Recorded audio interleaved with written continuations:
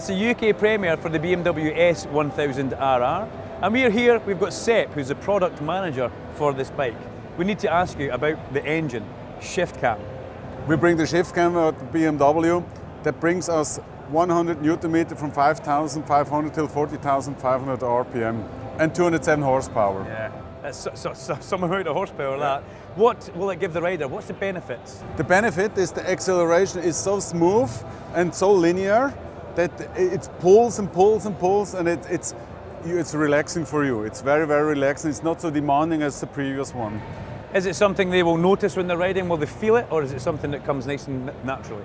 It comes natural. Yeah. It comes absolutely natural. And that brings maybe you to the next question regarding the ergonomics. Yeah. You have seen, we have new handlebars.